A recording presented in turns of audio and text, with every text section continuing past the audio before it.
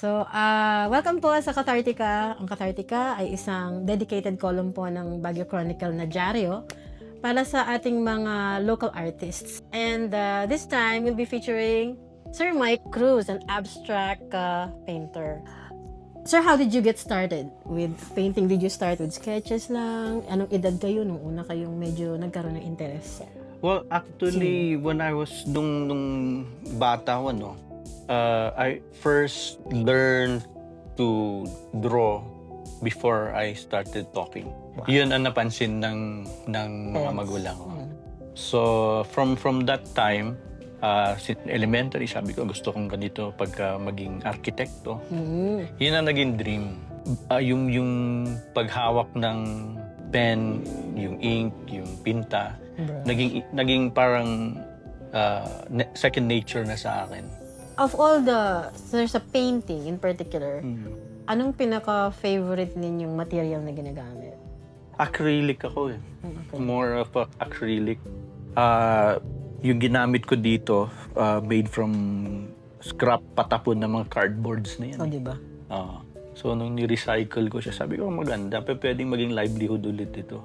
Pagka magkaroon tayo ng makaipon ng budget, parang gano'n. Kasi iba yung texture na binibigay niya sa finished product. No. Marami ng bahay dito sa Baguio, kaya yan ang naging subject ko.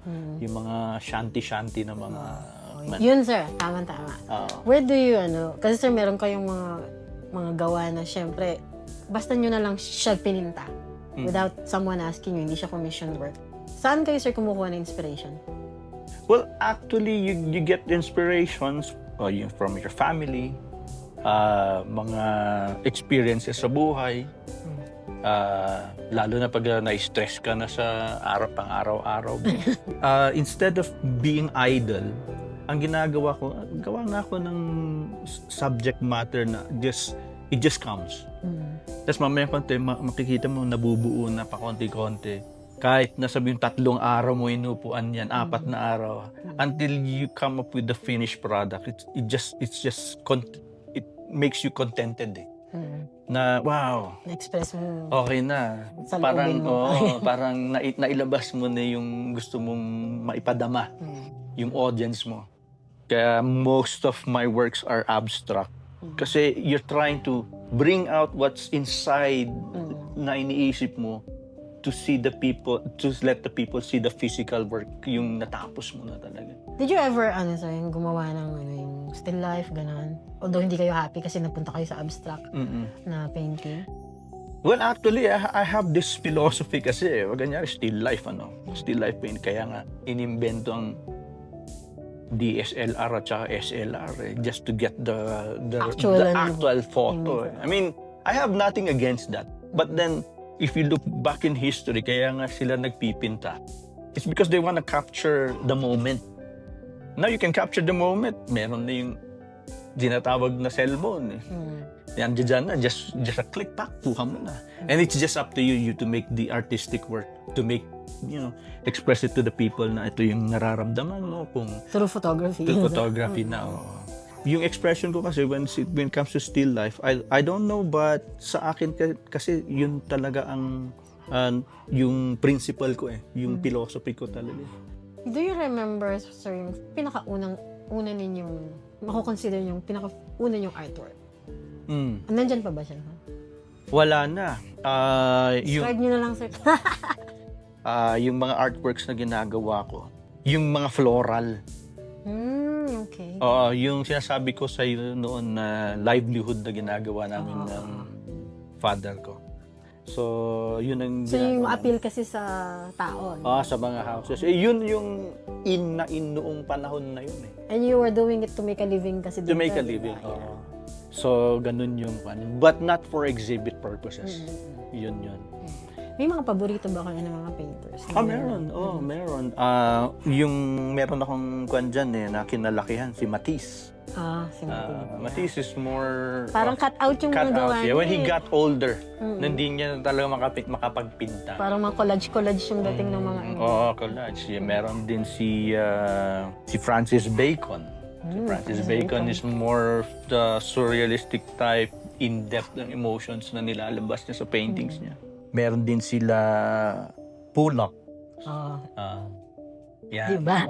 Yung mga ano niya, yung mga parang dots. Yes, So, mga binabato niya yung paint, di ba, sir? paint, oo. Sila yung mga nagsimula talaga ng abstract revolution eh. Tapos sir, bilang artist, what would you consider to be the most gratifying, most rewarding aspect of being an artist? For me, it's showing people or the audience what you feel deep inside. Na mararamdaman nila yung iniisip mo because from innate to something nakikita. External manifestation ng feelings. Correct. Emotions, yung mga ganyan. And syempre, secondary, pag nabenta mo.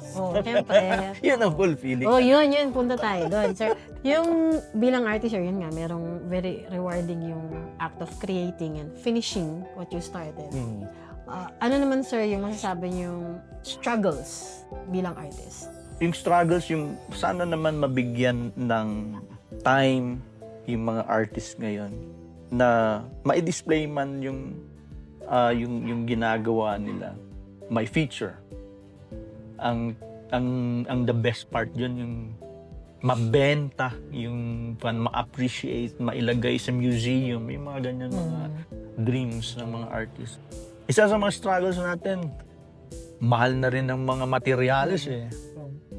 Kaya some of us are experimenting on different materials na, pwede pala ito, sige.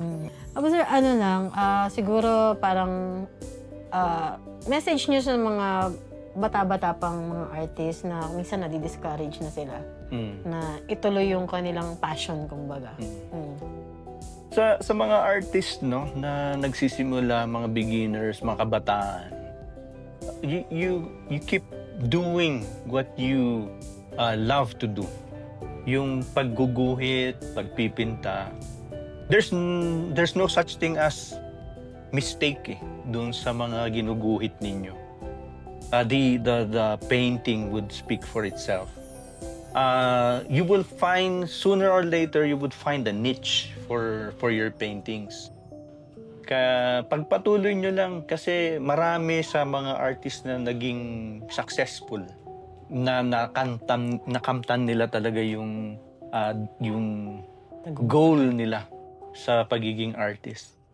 Ano sir ang hindi pwedeng ma-capture ng AI-assisted or AI-generated, sabihin na lang natin. Kasi yung AI-assisted, yung artist, may input siya dun di ba sir? Yung AI-generated na dahil nag-shortcut yung iba, ano sir ang hindi niya kaya i-capture versus yung pininta talaga or creation talaga ng isang artist na 100% sa kanya? Kasi yung AI kasi, these are basically generated by collective na database So, yung tinatawag na mga spiders sa internet, they grab all of this information from different algorithms and stuff. Doon na nila, pag gumawa na si AI, meron na siyang pinaguhugutan. Pero ang artist kasi, the difference between an AI and an artist, yung gawa ng artist is heartfelt Galing sa loob. Galing sa loob. Yun yung emotions ng artist. Yun yung hindi pwedeng magaya ng AI. Yung gawa ng artist, yung tedious, yung time, yung effort, yung emotions, yung hirap, yung pagod, yung puyat na paggagawa, hindi pa pwedeng magampanan ng AI yun. Kaya mas iba pa rin ang pakiramdam ng ginawa ng artist kaysa ginawa ng robot.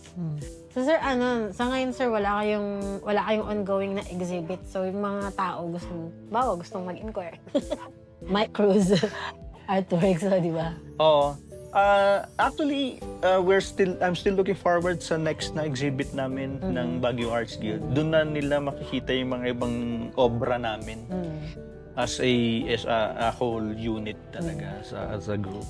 Plus, syempre, from yung tulong na rin ng Chronicles, you can get in touch with us naman through Madam Pag may Claire. nag-inquire. May nag-inquire, di ba?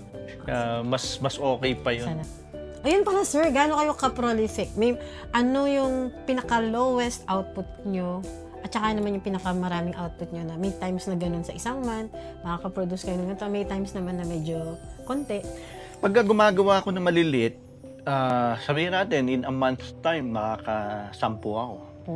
O kaya, pagka malalaki naman, yun nga, inabot ito ng 3 weeks. weeks. O, kasi mabusisi kasi ako minsan na nagbibinda eh. Yun. There are some works din na nagawa ko, nasa US na rin, recently lang. Pag sir, nakafocus lang kayo sa isa talaga. Halimbawa, Yeah. one per, hindi yung pwedeng patapos ito, tapos meron na Meron isa. makampisahan. Ang hirap kasi nun is the materials talaga. Yung okay lang kung well-to-do na nakabenta ka na ng 7-digit na mga artworks, yung mga 6-digit na artworks na ganyan, makakaipon ka ng mga materials. Yung tipo bang iupo mo na pak, yung next kaliwat kanan na lang, hinuhugot mo na lang. Pero sa akin kasi nakafocus sa isa. Katulad nitong latest na photo, nitong guitar player ang title niya. Recently ko lang tinapos yan. I was trying to play around with different art form. So, patapos na ang ating Cathartica featuring Sir Mike Cruz. Sir, thank you for having us here. Kaming mga taga Baguio Chronicle, nabala namin ni Sir Mike. He took time out of his day para po ma-feature natin yung kanyang mga obra. So, till next time po, Cathartica from Baguio Chronicle. Ako po si Kleng.